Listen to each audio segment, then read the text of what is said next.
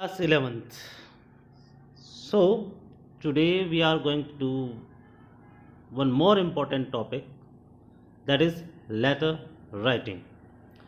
So, according to CBSE, what is here? You can see that this syllabus has been extracted from the CBSE site. You may see this. The first question from the exam, you will get note making or summarization that has been told to you, that has been taught to you before the previous topic. And the next topic of writing is this. So you can see that business or official letters for making inquiries, registering complaints, asking for and giving information, placing orders and sending replies. So letters to editor, giving suggestions, opinion on an issue, provide realistic context in the form of newspaper report article to which the students may respond. Application for a job with a biodata or resume. Letter to the school or college authorities regarding admissions, school issues, requirements, suitability of course, etc. So you may understand it.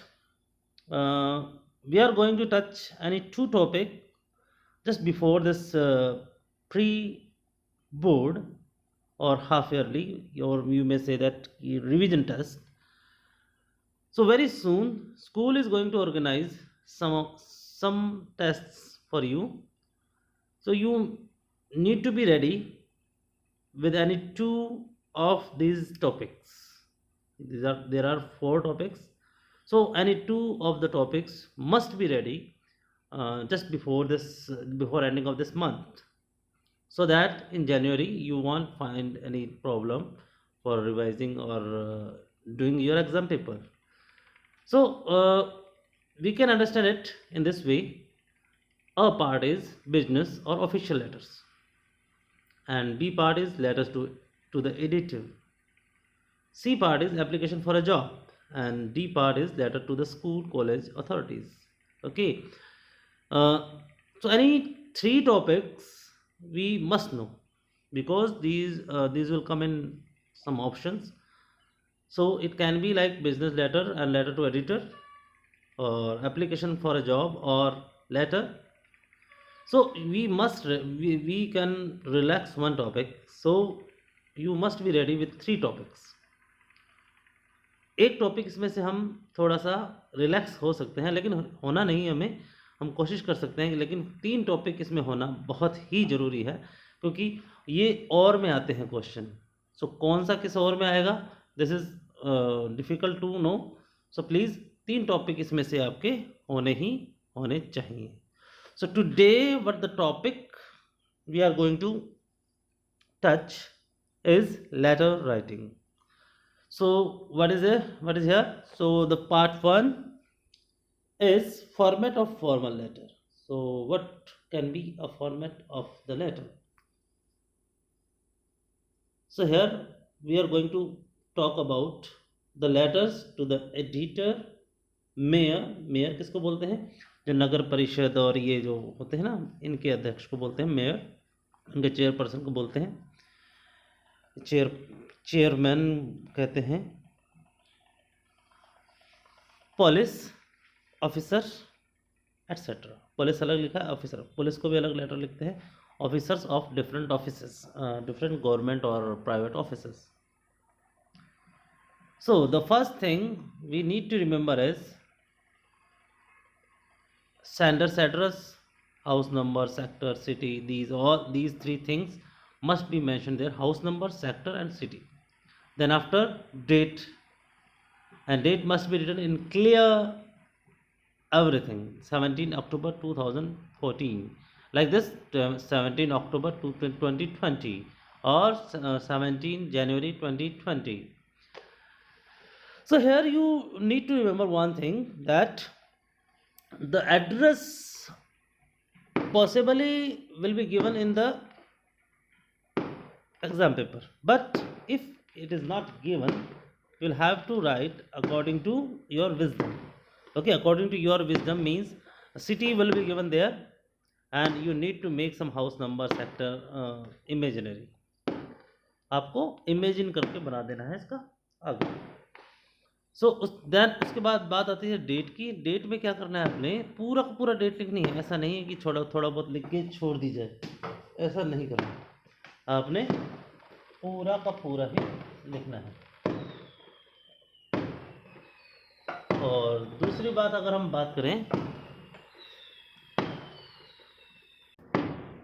वो है receiver's address. सबसे पहले sender का address यानी जो भी लिख रहा है लेटर उसका, उसके बाद जिसको ये लेटर लिखना है उसकी बात करेंगे।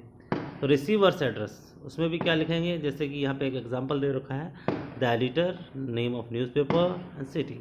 इसी तरीके से अगर किसी का मैनेजर होगा तो द मैनेजर और बैंक का नेम और सब, ठीक है। इसी तरीके से प्रिंसिपल होगा द प्रिंसिपल, और ये इस तरीके से। इसी तरीके से अगर कोई डायरेक्टर होगा तो द मैनेजिंग डायरेक्टर, और उसके नीचे उसकी कंपनी या इंस्टीट्यूशन का नेम लिख देंगे। देन आफ्टर सैल्यूटेशन, अब सैल्यूटेशन क्या होता है,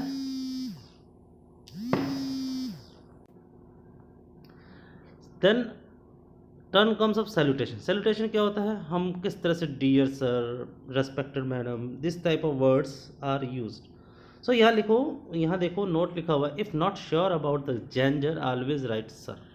अगर हमें सामने वाले का पता ना हो कि सर है या मैडम है, तो इस तरीके से जैसे मैंने लिखा है सर और मैडम, इस तरीके से नहीं लिखना, आपने हमेशा सर लिखना है। क्योंकि वी ऑलवेज क्या कहते हैं, हम कभी भी जब हमें पता नहीं होता तो हम किसको, चेयर, जो चेयर होती है, चेयर मीन्स जो जिस डेजिग्नेशन पे होता है उस डेजिग्नेशन को हम एड्रेस करते हैं। तो इसीलिए हम क्या करेंगे, सर मैडम की जगह सिर्फ सर की, अगर हमें पता ना हो कि जेंडर के बारे में पता नहीं, अगर पता है तो ज़रूर लिखें सर या मैडम, ठीक है। अगर नहीं पता तो हमें क्या लिखना है, सिर्फ sir. Subject, mention the problem in 6 and 8 words. ध्यान रखना है, इसमें 6 से 8 वर्ड्स में ही ये आपकी जो मेन प्रॉब्लम है उसका सेंटर पॉइंट लिखा होना है। 6 से 8 वर्ड में ना हो, चलो 9-10 तक भी एक्सेप्टेड है, लेकिन ऐसा ना हो कि 1, 2, 3 लाइन हो, 12, 14, 15 वर्ड्स हो, 12, 13, 14 वर्ड्स हो, ऐसा नहीं होना चाहिए। फिर हम बात करते हैं बॉडी ऑफ लेटर्स की। इसमें देखिए 3 से लेकर 5 पैराग्राफ होना चाहिए, यानी minimum 3 paragraphs should be there to get full marks. 5 paragraphs can be, लेकिन फिर भी 3 paragraphs are enough to mention any of the problem. So possibly if problems are many, then it can take 5 paragraphs. तो इन programme में इनमें क्या होगा, first जो हमारा पैराग्राफ रहेगा उसके अंदर इंट्रोडक्शन होगा अबाउट यू योर सेल्फ, आपका, और आप कहाँ रहते हैं, कैसा है, आप इस प्रॉब्लम से कैसे परेशान हो रहे हैं। So this is should be in the first some lines. उसके बाद मेन कंटेंट शुरू होगा, जिसमें हम लिखेंगे कि जो प्रॉब्लम है उसका कारण क्या है, कॉजेज, और फिर उससे प्रभाव क्या पड़ रहा है, इफेक्ट्स ऑफ द प्रॉब्लम। उसके बाद हम आगे बढ़ेंगे कंक्लूजन में, आखिरकार आप चाहते क्या हैं, सजेशंस देंगे कि इस प्रॉब्लम को कैसे सोल्यूशन किया जा सकता है, और आप उनसे रिक्वेस्ट करेंगे कि इसको किसी तरह से जल्दी as soon as possible it must be resolved. Last में आप अपने बारे में लिखेंगे, योर्स फेथफुली। उसके बाद क्या करेंगे, सिग्नेचर, नाम। अगर नाम नहीं मेंशन, अगर क्वेश्चन में नाम दिया हुआ है तो बहुत अच्छी बात है।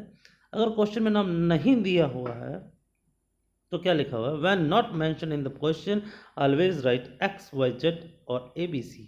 Don't write your own name, अपना नाम नहीं लिखना। और लास्ट में डेजिग्नेशन, अगर आप किसी सोसाइटी के चेयरमैन हैं, अगर आप मॉनिटर हैं, या आप किसी शिक्षक संघ के, या किसी स्टूडेंट फेडरेशन के कोई और चेयरपर्सन हैं, तो अब वो भी लिख सकते हैं डेजिग्नेशन। फिर हम बात करेंगे अब यहाँ पर एक सैम्पल क्वेश्चन की। Sample questions are very necessary so that you can understand whatever we have discussed a few moments later before. You or Varun write a letter to the editor of a newspaper complaining about irregular and इनएडिक्वेट bus service in your area. तो इसमें क्या पता लग रहा है, हमें letter लिखना है, किसको लिखना है, एडिटर को लिखना है। किसके एडिटर को, न्यूज़पेपर के एडिटर को लिखना है। कंप्लेन करनी है किस बात की, इरेगुलर यानी अनियमित, यानी कभी होता है कभी नहीं होता है। इनएडिक्वेट, इनएडिक्वेट यानी जो कि सफिशिएंट नहीं है, इनसफिशिएंट, ठीक है। तो जो है नहीं क्या, बस सर्विस आपके एरिया में। देखिए जरा कैसे आंसर किया है। जैसे कि आपको बताया था शुरू में, फर्स्ट लाइन जो आ गई है आपकी, सेंडर्स एड्रेस, आपका घर का नंबर। और ये देखिए हाउस, क्वेश्चन में कुछ नहीं लिखा हुआ था लेकिन यहाँ पे एज्यूम करके लिखा हुआ। क्वेश्चन में आप देखेंगे कोई एड्रेस नहीं लिखा हुआ लेकिन यहाँ पे मेंशन कर दिया गया है। House number 123, sector number 45, Chandigarh. Date देखिए पूरा मेंशन किया हुआ है, 27 अक्टूबर 2014। उसके बाद द एडिटर, इंडियन एक्सप्रेस।